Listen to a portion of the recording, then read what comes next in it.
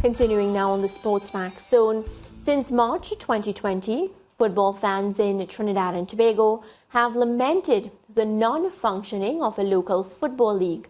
However, to much fanfare, the TT Premier Football League was launched at a glittering ceremony held in Port of Spain on Monday evening. The league, which is set to feature 11 teams, is set for kick-off on March 10. Well, former T&T international Angus Eve is the coach of the national senior men's team, and he was full of optimism following yesterday's launch. To be honest, this is a tremendous thing for the national team going forward, especially we going forward to these matches in March where we really need to be on top of our games to qualify for the Gold Cup and the A-League, which will put us in good stead in CONCACAF and back to a semblance of order where we think we should be in world football. But also giving the youngsters the opportunity to play again and to earn, because a lot of them have been doing little different odd jobs and stuff, and the opportunity to really play like Molino and these fellas, how they played in the local league and given the opportunity to play abroad. That's what we're trying to achieve here. League CEO Colin Wolfe has committed to joining us on the show this week. However, Shaun Fuentes, the Director of Communication at the Trinidad and Tobago Football Association, now joins us to discuss what has been an eagerly anticipated return of professional football in Trinidad and Tobago. Shaun, welcome again to the SportsMax zone. Hello, Maria. Thanks for having me. Yeah. You're quite right to know that. I think everyone in Trinidad and Tobago is breathing a sigh of relief today. Waking up this morning knowing that you have a league in top-tier football, club football to look forward to. And as you mentioned earlier, we haven't had a game at this level since March 2020. So everybody that is involved in Trinidad and Tobago football is really looking forward to this now. Yeah, and for me, as a Trini myself, it really feels good to be talking to you today about something very progressive and not, discussing issues where, there are problems. So let me start my line of questioning now by asking you about, just how it will work, of course, just the nitty-gritty of how this entire competition works for us. Well, of course, you would have seen, based on the reports that came out of yesterday's launch, there are going to be two tiers of football in the TT Premier Football League. There's going to be the top tier, where there are going to be 12 teams. As a matter of fact, this morning we were able to confirm that 12th team being AC Port of Spain. So there are going to be 12 teams in the top tier, and then there's going to be a tier 2, where you're going to find some of the clubs that may have participated in the previous Super League and other divisions within the Trinidad and Tobago domestic football setup. They will have an opportunity as well to compete. Of course, because of the shortened version that we've been forced to have this year, in order to have our clubs eligible for CONCACAF Club Championship qualification, the league this year starts around March 10th. It will run for approximately 2 to 3 months. So around May, we're going to have the conclusion of that league. Then there's going to be a knockout competition. There's going to be a break, and then the actual full league will resume around October and run until May of 2024. Definitely it's an opportunity now for these teams who've been part of Trinidad and Tobago professional football for several years. Of course, you would recall that the professional league was supposed to launch in Trinidad and Tobago in 1999. Yeah. And of course, we would have had that break in pre-pandemic, and then obviously the installation of the normalization committee. So it's a big turn of a new chapter for us in Trinidad and Tobago football. Right, and I also understand that there'll be no promotion and relegation because of the shortened season. You can confirm that as well. That is correct. The league, which is being overseen by a newly installed CEO, Colin Wolfe, he will lead a 4-member executive committee that is going to run and supervise this Trinidad and Tobago Premier Football League.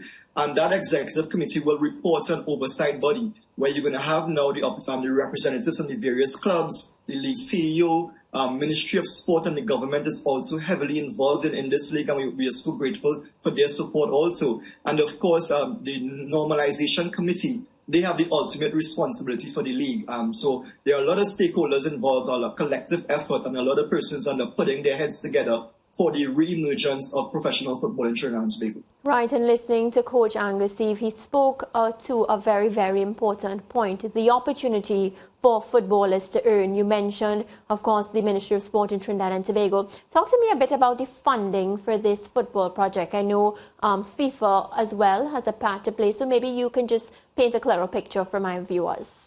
Of course, Maria. The fact is that this league has been long in coming. It has come out of an 18-month professional league study group that has been led by FIFA, along with our compatriots from CONCACAF and other parts of world football, who've teamed up with officials of the TTFA and as well as the past Pro League also and the Sport Company of Trinidad and Tobago to really, map out the way forward for club football in Trinidad and Tobago. And because of that, we are now benefiting from what is going to be the FIFA Forward 3.0, where there's going to be funding provided by FIFA ultimately for the running of a national league that is going to be run by the Trinidad and Tobago Football Association. But also the government has come in a big part to support professional football in Trinidad and Tobago. I mean, they've been terrific partners over the years. You would have heard Minister Shaun Fuentes, she mentioned in her address that over the period of professional football dating back to approximately around 2005, the government and the taxpayers of Trinidad and Tobago would have invested over 87 million Trinidad and Tobago dollars in professional league football. And in the first instance, for the resumption of professional football, they are supporting the league to the tune of approximately 3 million per year for the first 3 years. Of course, there are going to be reviews that will be done at the end of each year to ensure checks and balances and to ensure that everything is being run properly by the governing body and by the committee that is overseeing this particular league. Yeah, Shaun, given the delays, and as you pointed out, this has been some time in coming, and in situations like this, it can sometimes be difficult for teams to gauge when a competition is going to start. Now you've announced it will start March 10. That's just over a month away. Have you been able to gauge how ready the teams will be to suit up in just over a month from now? What I can tell you is that based on the feedback that I heard from some of the club coaches yesterday at the launch, some of them have been preparing for a start date for the past 6 months, because if you follow the history of this league and where the talks would have started, we've been hearing for the past year or so, we're hoping to start in 3 months, in 6 months, in 8 months, and finally now we have a kickoff on March 10th. So these clubs have been doing their homework. I guess now that they know for sure that it's starting March 10th, they're going to have a proper preseason program in place. I mean, they don't have much time before March 10th anyways. But for what I can tell you, I know some clubs have been in training, full preparation, since around November, December last year. And now they will be looking to finalize their rosters. I know for a matter of fact, there are some players in the national team who are without clubs right now. They've been training with the home-based squad, and now there's a rush by some of the clubs in Trinidad and Tobago to sign some of these players. So negotiations will be taking place as we speak to get obviously the top tier, the players, the prime players from Trinidad and Tobago. And of course, there's also interest from other countries outside of Trinidad and Tobago, within the Caribbean and the CONCACAF region as well, who have expressed interest in playing football in the Trinidad and Tobago Premier League. Yeah, I'm interested in that last point you made, because for a long time you had players from outside of Trinidad and Tobago, the rest of the Caribbean, taking part in your league. At this stage of the game, how likely is it that that will happen again this year? I know you say there's interest, but are we at the point where we're beyond interest just yet? At this point in time, I can tell you, as a matter of fact, the head coach of Guyana, Jamal Shabazz, obviously, he has major ties with Caledonia AIA, and he has mentioned to me that there are at least 5 to 6 players from the Guyana setup that will be in the Caledonia team for this season. I know there are other players from other Caribbean islands who have been in training with some of our local clubs. I can't confirm whether they signed on for the upcoming season. We do have some players from Venezuela as well, who are now residing in Trinidad and Tobago, who have been attending screening sessions with some of the local clubs. So hopefully we can see some players from Venezuela, maybe not from the national team level, but at least from that background, playing within the league. And of course, we also have from the likes of Colombia. I know there are a few players who've consistently approached the TTFA looking for opportunities to play in the Trinidad and Tobago League. And I expect that within the next week or next 2 weeks, we're going to be hearing further updates on this. Yeah, sounds really good. And with all those players now, how do you plan to market this league? How do you plan to market the players? Will there be live television coverage? I mean, talk to us about some of those. Of course, that's a very exciting part for me. We've been able to secure the services of our independent team to oversee the digital marketing and media and communications aspect of the league itself. Yes, the league is being run by the TTFA, and I will also be involved to assist in that area. But we're quite pleased to have been able to put together a team to kind of obviously expand and market the Trinidad and Tobago League as I think it should be. I think in recent years we've saw a dip in that aspect of it. A lot of persons were saying that they weren't even aware a league was in existence. But now we're obviously going to focus on that. And I'm quite pleased to say that the Trinidad and Tobago Football Association has signed on with the FIFA Plus program. That official announcement would be coming in the next few days, but we've formed a partnership with them. And of course, that's one of the biggest online footballing platforms now on the internet, on the World Wide Web. And FIFA Plus, they've pledged their support to us to have at least 3 or 4 of the matches on a wrong basis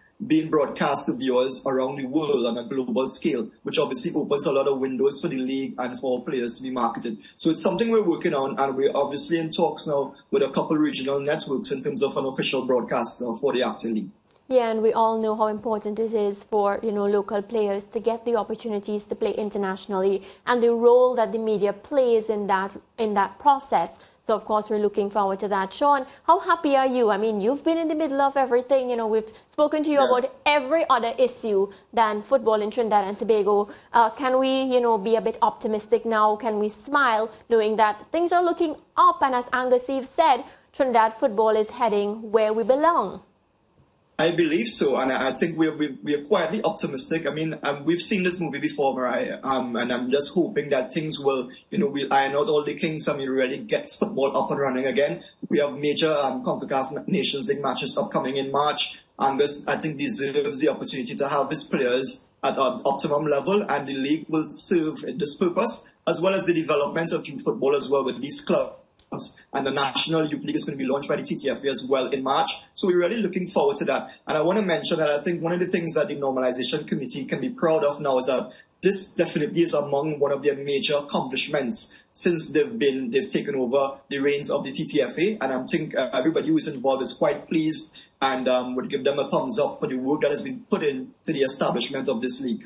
All right, Shaun, I want to thank you so much. Of course, always a pleasure to have you on the SportsMax soon. Looking forward to chatting with you again when the competition kicks off. Thank you. All right. Shaun Fuentes, the Director of Communications at the TTFA. Let's take a break and come right back.